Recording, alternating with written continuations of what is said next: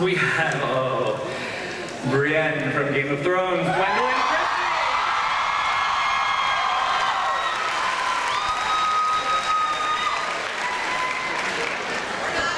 There she is.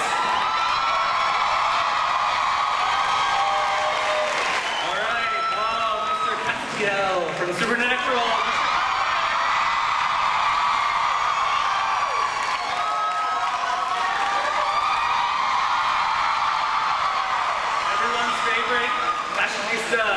Felix from Orphan Black, Jordan Gavaris.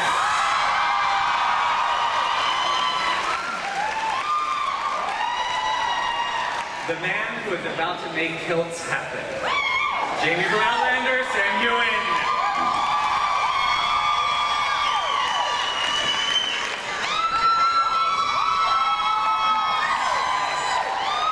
Oh, you know him from Fringe and now Sleepy Hollow, John Noble.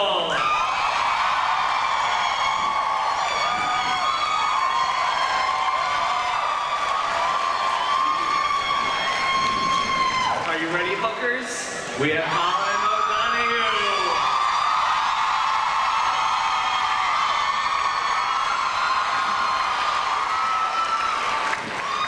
The incredible woman, so incredible she only needs one name from Parks and Recreation, Rena.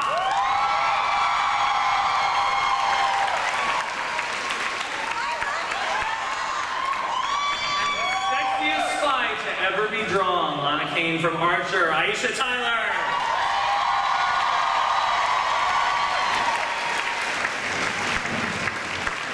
First of all, let's have a round of applause for this incredible group.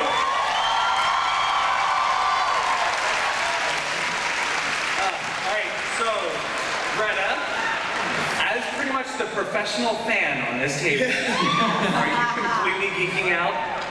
A little bit. I was really nervous about coming into the convention center. I never made it in last year because I was too scared about all the enthusiasm. But now I'm into it. What do you feel about these people sitting down here? Well, I almost passed out when I found out Jan Gilbert was on the panel last night.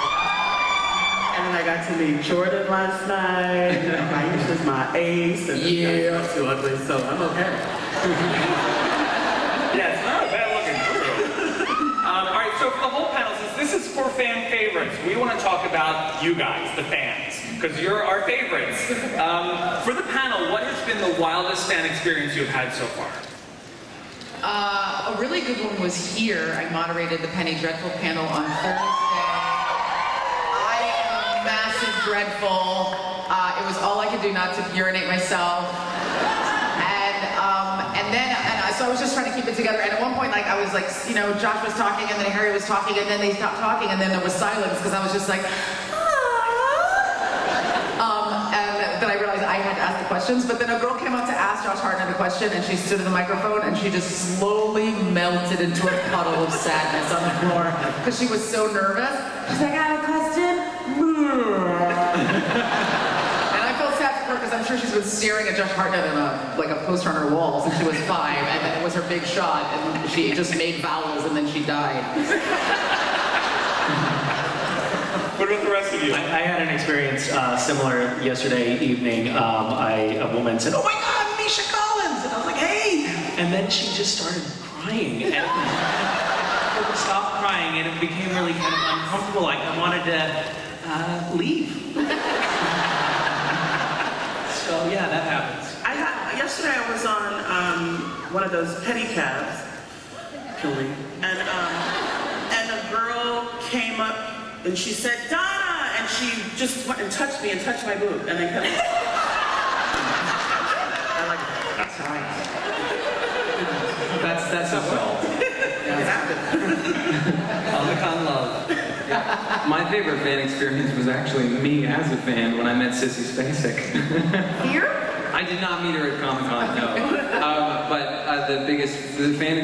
actually yesterday, something kind of profound happened at our panel. A young girl told us that watching the show gave her the courage to come out to her family and start a dialogue with her mom. So not to bring the house down, but that was pretty That's moving. bringing the house up. That's awesome. It was pretty great. Colin? Yeah, well, similar. I find it's sort of weird when people say, "Oh, Colin, can I get a picture?" And then they just stand there and go. And they just look at, and I'm like, "Okay, you're gonna take the camera out, or are you just gonna tell the story?" But I mean, that's pretty much it. John? It's very good, lots of interesting things, thank you. Okay, someone can I have a photo? And you turn around and say, oh, no, you're not him. Did anybody come up to any of you guys with a photo outside of either like the Hilton or the Con Center and ask you to sign it, and then it wasn't you? That happened yesterday. They're like, can you please sign this? I was like, that is not me. That's the other big black girl. It wasn't me though. It was me. Brienne? I had quite a good one. I think he called you Brienne. Yeah, I'm happy to go with both. All right. Yeah, and the names too. But I had quite a good one recently. I had to have some root canal done, and I was in the chair, and I'm really scared of dentists. And I was there, and they put the bleach in to like clean the roots of my teeth, and I had a clamp in my jaw, and they had all like the plastic curtain things in my mouth. And the dentist left the room, and the nurse said, "Now tell me what happens in Game of Thrones."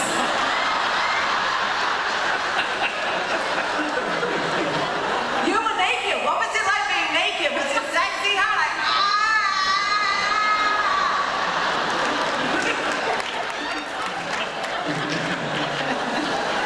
And Mr. Samuel? I mean, this is an absolutely fantastic experience. It's my first time to Comic-Con, and I'm such a huge fan myself. I got the flight with Gwendoline, and I was telling everyone, I was like, "It's Game of Thrones are on the flight." So to be on this panel is just, it's a dream come true. All right, well, my next question I just actually proved to myself. Do people tend to confuse you with your characters? All the time. Kind of all the time. They get upset when they find out I'm not British. I've actually had people get like viscerally angry at me. And then I don't know what to do, because I don't know whether like to console them or, I mean, they're angry, so. Run away. Run away is a very good like second response, yeah. I had a woman come up to me in New York, and after I finished Friends, after Friends was over, like a year after Friends ended, and she's like, "Hey, Charlie from Friends." And I'm like, "Ah." And then she was like, "So what happened to Charlie? Like, what's she doing now?" And I was like, "Well, after Friends ended, she evaporated. Because she's not a person." She was very disappointed. She was like what? Like, was she living in New York? Did she have a new boyfriend? Like, how's archaeology going? I'm like, it's paleontology, but good for you. I get at the gym, you're really vulnerable in the locker room. And I can't believe I'm about to tell this story, but I took the shower. I was getting ready to take the shower, and I had to pee really, really bad. And I wasn't going to be ghetto and pee in the shower, because I do that at home. But So do all of you.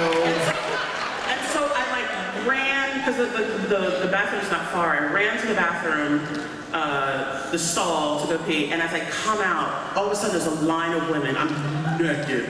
And then all you hear is, "Treat yourself, treat yourself." I was like, someone kill me, please.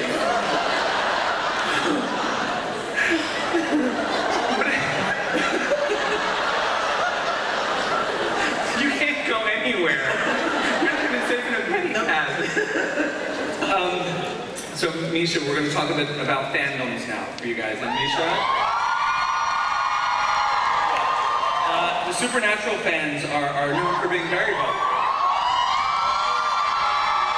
I actually disagree. I don't think the Supernatural fans are very vocal. They tend to be very quiet. Right, guys? And sometimes they can be a bit divided. Different camps, beliefs. How do you manage being Switzerland? Are you the Switzerland Am I Supernatural? Am I really neutral territory? You know, nobody's really. I like to think of myself as a polarizing force. But if that's how you want to. But how do you manage the different sides of the fandom that come at you? Separate you? With defensive karate moves, typically. You know, it's an interesting thing to be involved with because there are so many very, very passionate people and many kind of different interest groups or factions within this, you know, and I'm sure within every fandom. And almost like a politician, you kind of have to cater to all of your constituents and parse your words carefully so as not to be called homophobic or whatever else, or misogynistic or whatever else you could be called if you don't parse your words carefully. I love that the fans use the show as a canvas on a canvas onto which they paint the stories that are most meaningful to them, and that it can relate well to a wide swath of people. That's really exciting. And I like seeing people fight with one another. Yeah. So it serves a dual purpose for me. But different fan groups, like fighting. So, like Game of Thrones, we Supernatural guys. Actually, Just inside the Supernatural camp fighting each other. Yeah. But it might be a good idea to have, you know, the Game of Thrones fans and the Supernatural fans actually literally fight it out. I put some money on that. I would watch down. I hope naked. I would like if naked wrestling would work for me. Yes. I was just thinking about the Supernatural guys and the Game of Thrones guys wrestling naked. I totally have it wrong. I'm sorry. All right, so since we're going to go there, Sam, your show hasn't even premiered yet, and the fan base for they have been building steam since the word one of this series was announced, and they have risen up in just beloved attention to you and Katrina and the entire show. How has that been having fans before the show is out there? Yeah, I feel like a bit of a fraud being here, actually. Like, I've just been invited along. We premiered last night, and it just feels like Comic-Con is the absolute best place to premiere our show. It's, you know, a fan event, and last night having, you know, some die-hard fans there was fantastic. They've been waiting over 20 years for the show, so to be able to bring it here is brilliant. There's no naked wrestling, if you're going to ask me that. No, but there is a lot of naked. There's a Hooray! lot of naked. This show is dirty. Like, it gets dirty, yeah, muddy and dirty. Are you going full Sam under that kilt? Yes, I wear a kilt a lot, or don't wear my kilt a lot. I'm a true Scotsman, if that's the question you're asking. Yeah, very dirty. We have it's very realistic, it's authentic, so we're covered in mud, and this is the first time I've washed for about a year. He smells delightful. So, all right, so for Colin, Sam, and Gwendoline, you guys are playing legendary characters based on beloved pieces of source material. How does that feel to do these, is it scary to take on these iconic roles? For me, it was a little bit because obviously everybody knew Captain Hook from Dustin Hoffman and all that kind of stuff, and before I came onto the show, at Comic-Con 2 years ago, they sort of released the teaser that they were going to bring Captain Hook onto Once Upon a Time, and I just remember the first day on set, I was standing opposite Robert Carlyle, and I was dressed all in leather with a hook. And I was on a pirate ship, and I was like, what the hell am I doing here? But yeah, there's a bit of pressure, but I think it seems to have worked.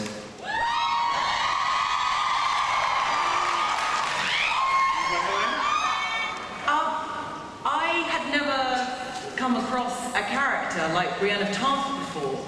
I had never seen women represented, a woman represented in that way in a mainstream television program.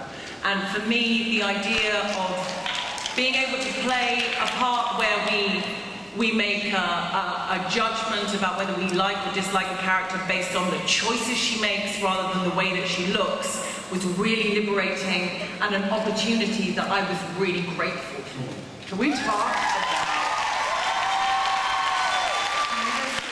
about the fight between Brienne and the Hound and how. And I've watched it like 100 times. I'm just gonna fan plots all I over saw my that seat. guy last night. He's still pissed. He's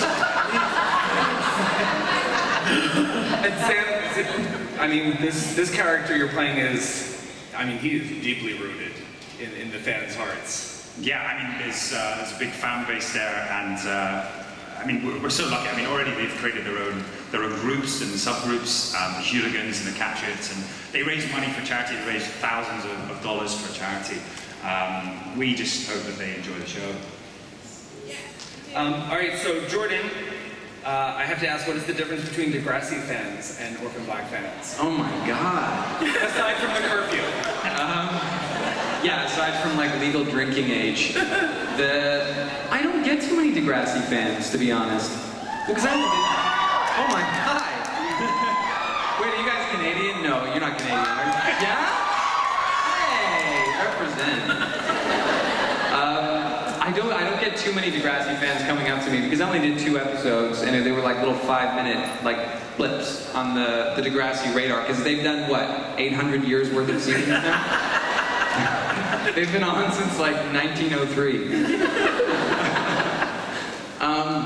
Orphan Black fans, I know Degrassi fans are hardcore, but Clone Club, man, you guys are the most voracious fans that I think exist in the fandom. The Tumblr art, the fan art, there's just more involvement, and they're more interested in, I think a lot of people get really interested in the characters, and they are, but they're also interested in actors in our process. The majority of the questions we get at panels are about, so, you know, where do you begin, and how do you do the accent, and where does the physicality come from, and who is this person? Where does he live in? So, like, it's amazing that they're interested in the mechanics of what we do. That's kind of great. Right?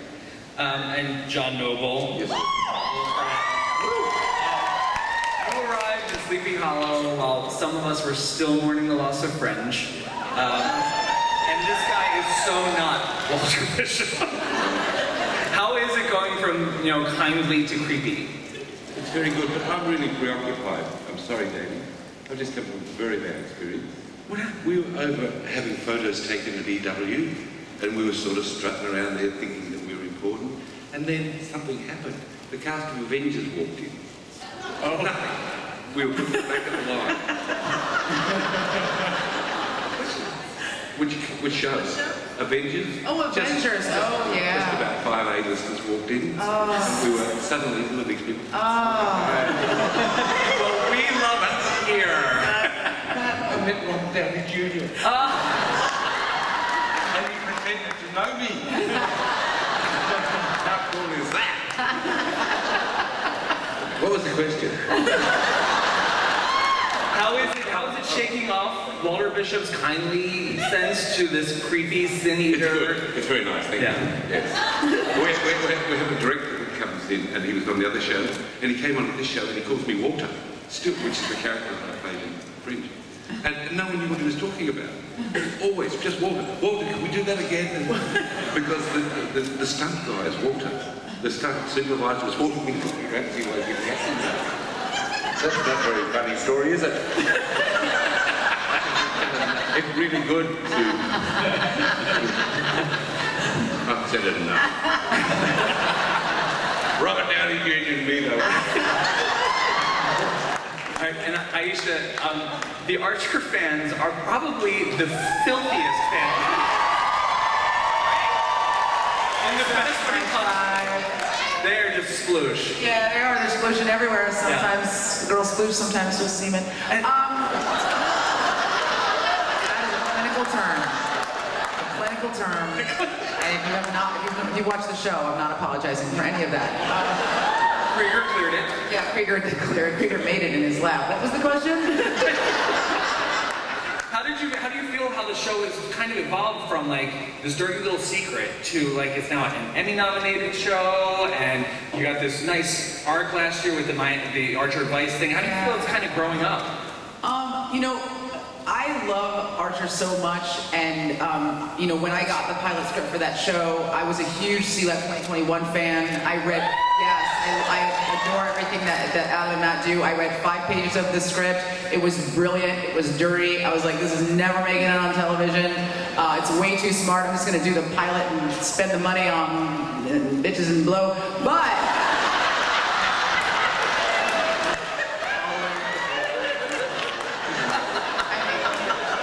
now it's in my writer. That's how our taste changed.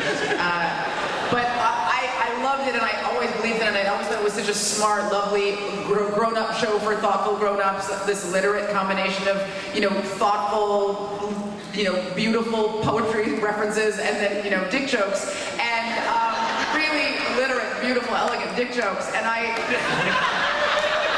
every year when it gets renewed, we all look at each other in shock. So the fact that we just got renewed for 6 and 7, and we finally got an Emmy nomination is really exciting. And we're all just really grateful because we love each other and we love making the show. We're really looking forward to making dick jokes on national television when we lose the Emmy and we run up on stage and pull a Kanye. That's my plan. So, set your DVRs. I think we could all learn a lot from you. This is your first Comic-Con. We're just gonna take you under our wing. We'll break you in. We'll break. Next year, you're gonna be up here. Just pull it up.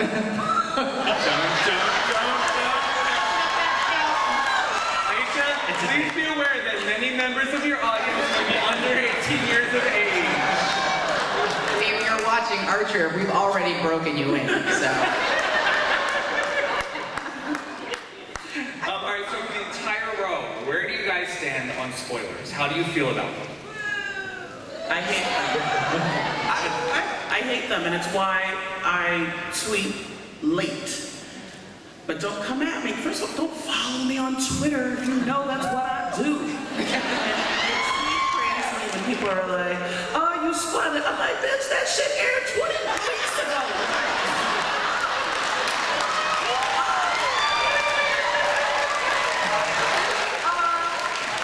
We just talked about the end of the Sookie Stackhouse novels on my daytime show, which came out at, I don't know, when I was 4. And I said who she ended up with, and they're like, spoiler alert. I was like, that shit came out 15 years ago. That's on you. Read a book. Wikipedia that shit. And the thing is, people get excited. Like, if I'm watching something and I'm tweeting, people will get really excited. And so they're like, oh, girl, just wait, girl, just wait. And I'm like, I'm watching it. What am I waiting for? And then they'll say, oh, you're going to be so sad. You're going to be so sad. And that's a spoiler to me because I know something's coming. And so stop doing that. That's one of the things that I hate about Comic-Con is we come to Comic-Con, we do all this press, and all of the press are very excited because, in our case, going into season 10, what's going to happen? The only question that we get again and again, we don't get hugs like this from the press. No, we don't. We get this barrage of irritating questions about what's going to happen on the show. We don't want to tell you. Watch the show. But that's the only question that we get. So spoilers for me are a source of frustration. Yes. And I don't know why you would want to know what's going to happen in a show that you want to watch. Right. I can understand wanting to know what's going to happen if it's a show you don't like and you just want to get the clip notes to it. But if you want to watch it, why do you want to know what's going to happen? Colin? Well, yeah, it's kind of weird when you get a script, you're shooting a scene and you're like, oh my god, they're gonna love this when it's on, and then you see 3 weeks before it's up, and you're like, gone, ruined. You know what I mean? And John, you worked on a show that, could have been ruined by spoilers. I love spoilers. You're so controversial. Thank you. Because here's the thing, when I give a spoiler, there's every chance it's wrong. Because I don't know most of them. John, those aren't called spoilers, those are called lies. I don't want to look bad and say I don't know, so I make something up. And sometimes it's right. And I don't know, seriously. And I don't know what other characters do in the show. I shouldn't admit that. So I make it up too. Just read the parts of the script that pertain to you. Yeah, count the words. Jordan. There's a laser trained on me right now. There's a bullet that will hit my brain If I even just, no, I hate spoilers, I'm afraid of them, I live in fear, I have to take Xanax to go to sleep. How long we've done you? That's really understandable. What is actually what? And then that's how they get you. Put the microphones right here. I have the House of Cards ruined for me by some. Yeah. I won't say anything. Was it episode? It was 20? it was the season premiere of season 2. Yep, ruined. That happened. They ruined that? Why would they talk about this? Was it Greta? It wasn't me. But I know it was coming. I knew it was coming because she was too stupid. It was. It has happened. You don't leave Francis alone. What's wrong with you? She thought it was safe because they were in the subway station. What's that? But she dies? Spoilers for that. Unbelievable. And now for Shut it down. Gwendoline and Sam, like, we kind of know what happens with these characters because the books are out there. So I don't know, so don't tell me. Yeah, but you know, with Game of Thrones, obviously it is based upon the books, but then changes can be made. So you might think, like, you know, you go to work and it's a new season and you're like, yeah, so I've started training, when am I going to get the scripts? Because I know I'm not dying. And they say, really? Are you really not? Because you know we can make changes. Anyone can go at any time. You haven't bought a house, have you? And you think your job security sucks. Sam? Yeah, absolutely. I mean, it's all there in the books, so it's very difficult when people ask you those questions, and you try and avoid the answer, and then if they've read the book, they know what's going to happen. But ultimately, you know, with our show, we're going to try and surprise even the fans of the books as well. And Gwendoline, you have extra spoiler training now because of a certain movie that you... You can't talk about that. Yeah. Can't you say that I'm doing any other work whatsoever? Misha, you had a huge scavenger hunt coming up, correct? Oh yes, I So tell us about this, because it sounds like the fans would be all up in this. do. Yeah, well, they are all up in it.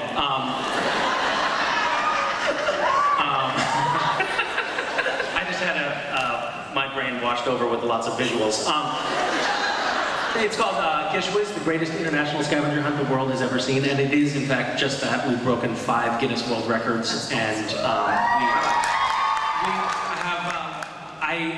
I think I managed to waste tens of thousands of people's week in early August with sending them on this scavenger hunt, and it's a tremendous amount of fun for me to judge it, and the people who participate have an amazing time, and then we take the winners on some spectacular trip. This year we're going to Croatia. And this year, William Shatner, are you in the audience? Is he out there? I know he's here somewhere. He keeps tweeting me these elliptical things like, come meet me, but I don't know where. But he's participating in it, and Orlando Jones and a few other notables, and it's exciting. We raised a lot of money for charity. I think I might have said that already. I'm just talking on loop. I'm actually a robot. That's a spoiler. Sorry. All right, so do any of you other guys, do you guys do any kind of fan events? I did a bunch of fan events. I do fan events at the con every year. I have a podcast called Girl on Guy with Aisha Tyler. Both Greta and Misha have been on my show, and today I just recorded an episode with Stephen Amell. But yes, I agree with everything you're saying. Every year, fans can enter a contest to win 100 tickets to come to meet me at Comic-Con, and then they come to a spot here in town, and I just give them presents. Limited edition art that I sign, and books, and DVDs, and t-shirts, and stickers, and wristbands, and I hug them all, some reluctantly, but I hug them all. Take photos, and then 25 of those people win tickets to come be a part of a live taping of my podcast. So this week I did it on Thursday night at the Microsoft Gaming Experience with Shane West of Salem and Nikita. I also agree with that. And and then they got to stay at the gaming experience, VIP, locked off, free food and drinks all night, got to play video games. And I walked in because they got there early when Shane and I came in to record, and they all just had a pile of crab cakes the size of a human toddler just on their plates. Just food flapping off in every direction. You know, like there's like golluming, just shrimp. You know, I'm lucky because all of us are lucky. All year people tell you how much they love what you do and how much it means to them. And Comic-Con is our opportunity to tell you guys how much we love what you do because you support us. We couldn't do it without you. That's what the con is all about. So we're going to go to some questions, so if you guys want to line up. But for the panel, going down from Retta, what shows are you fans of right now?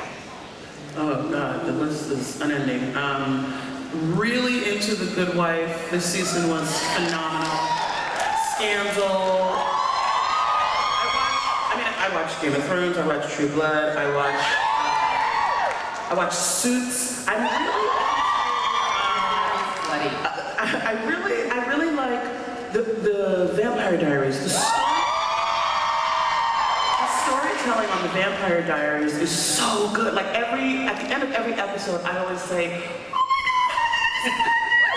so I met Julie Plec. I met her once at a party a couple years ago, but I saw her last night, and I know she was like, bitch, can you back off me, please? Because I couldn't stop hugging her, and I was like, I love you so much, I love your work. And she was like, all right, Retta, thank you for your time. I watch a lot of TV.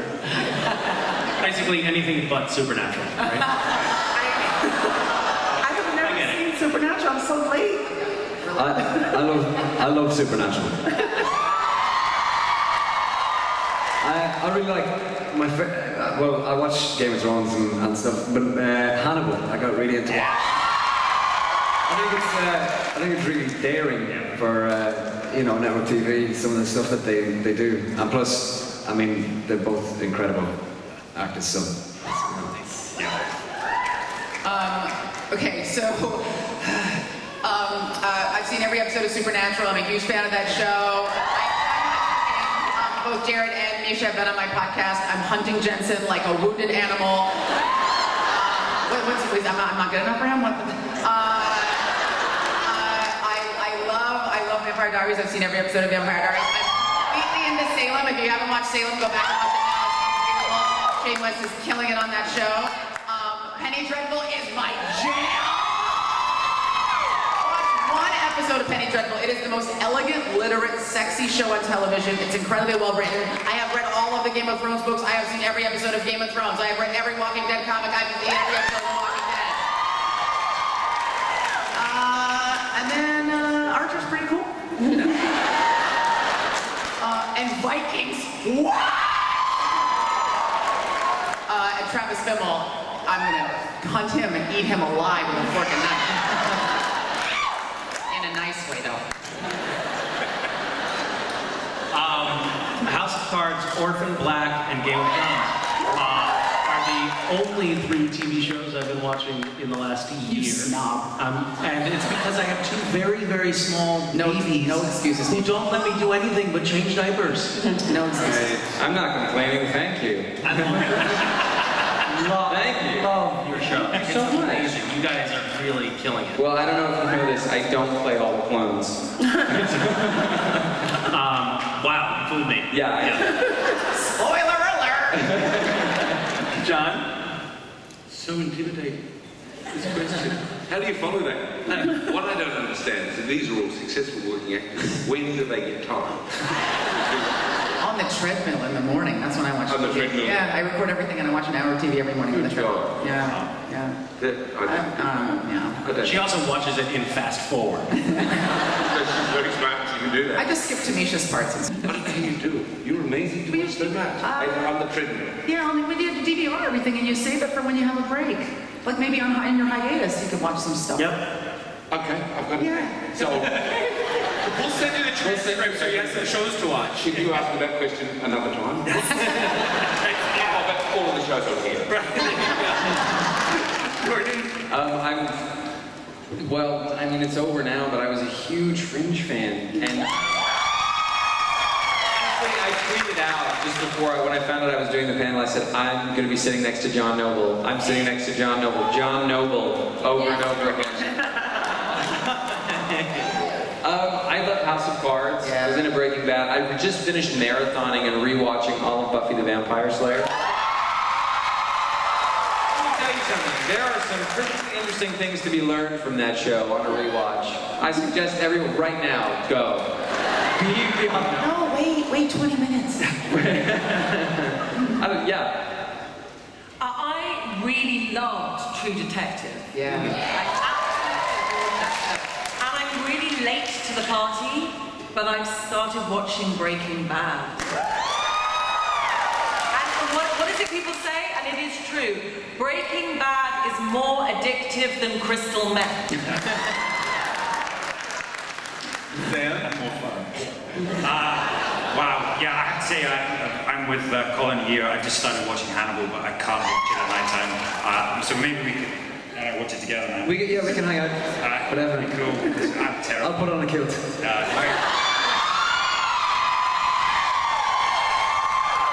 I'll get the letter. I'll show you mine. I think this could be a romance. I'm there, man. We better get Oh my God. Go ahead. So my question is for everyone, but I really want to hear Colin and Misha answer. If you show had a body switching episode, who would you most want to play? Who would you least want to play? And who would you want to play your character? I would want to play the evil queen.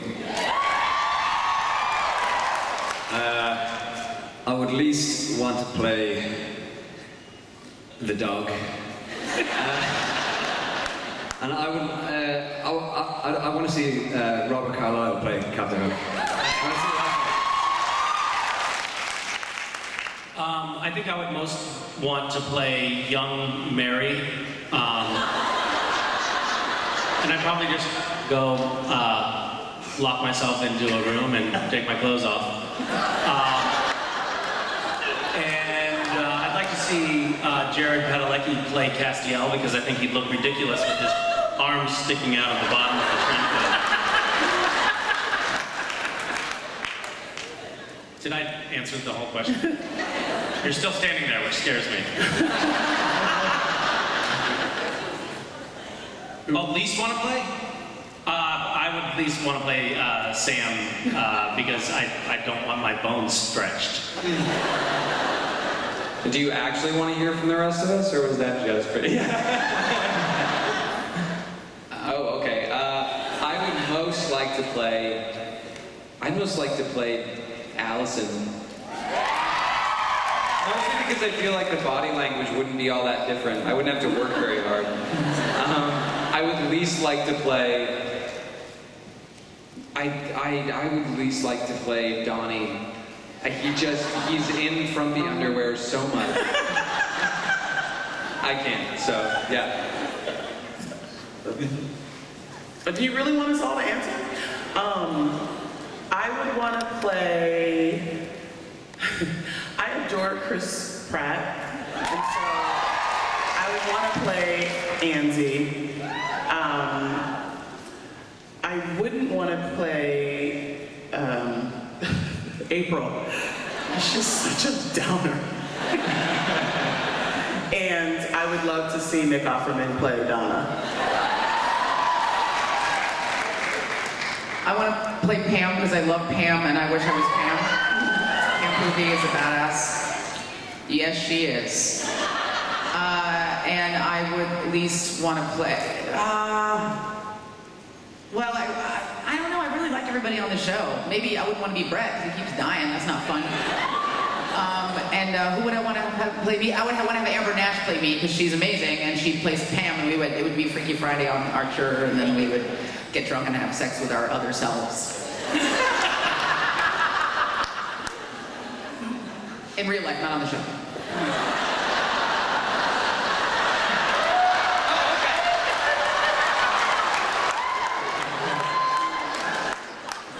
Anyone else want to weigh in before we go to the next one? Yeah, I would like to play Tom Lyson. or Ichabod Crane, but I'd like to stay him.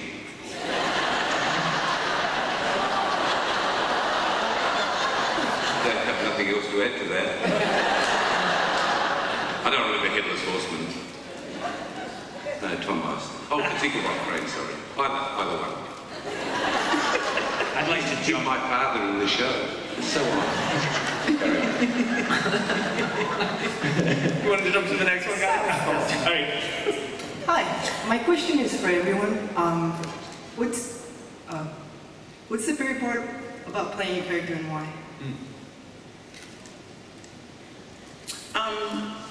Donna knows who she is, what she wants, and never wavers. She knows that she's, this is what I want, this is what I'm doing, it's on. I feel I'm a little more wishy-washy than she is, and less concise, and I would like to be a little more focused. I wear leather pants and eyeliner. That's it. And Hulk is getting a new look this year, right? Yeah, he's getting a new look. He's going to be in a different outfit, which is a big deal because he hasn't changed in 300 years. He's a bit ripe around the gusset. It'd be awesome if he just showed up in like an Adidas tracksuit. So comfortable. Yeah. Maybe they could make the hook in the shape of like the Nike swish. Nike, yeah. That'd be so dope. Bling it out.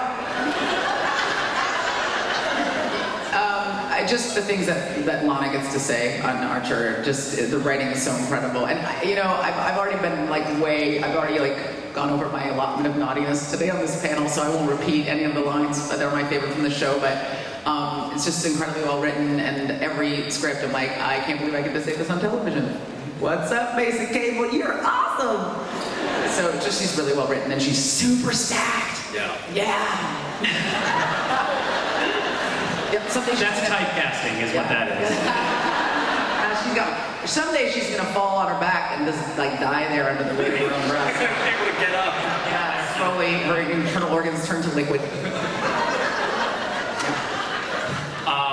I am really not going to quite answer the question, but I have an observation about my character, which is that when I was first introduced, or my character was first introduced to the show, he was this sort of tough, badass angel warrior. And then by a couple episodes in, the writers adapted to my own particular personality and my portrayal of him and created a very socially awkward, somewhat inept angel, which I think is telling.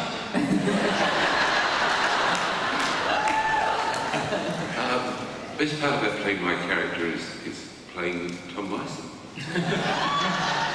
And if I was Tom Marston, it would be played with myself.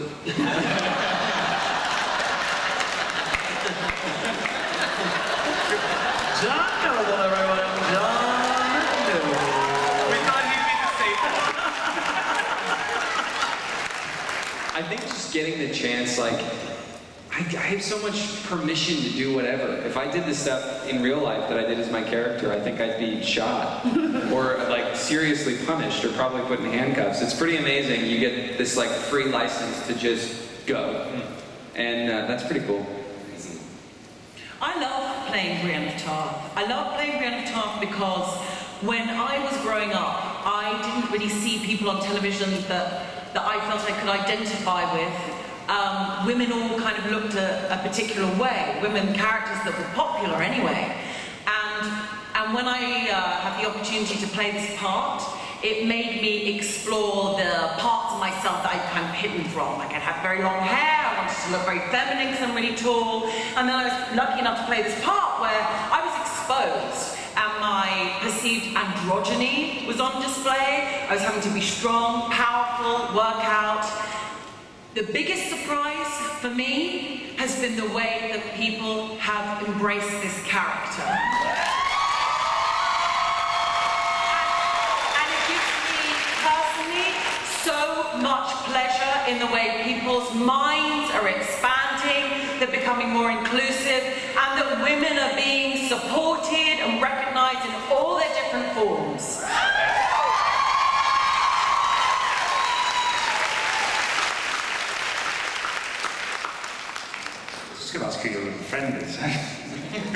seen this. What this quiet gimp dinosaur bag? it's just a small purse. It's a Perceratops. Thank you. Always working. Yes, I'm very fortunate. Diana Gabaldon has written the books of Outlander. She's written 8 of these books. We're doing series 1, which is the first book. So if you guys like it, hopefully I get to play this fantastic character for a long period of time.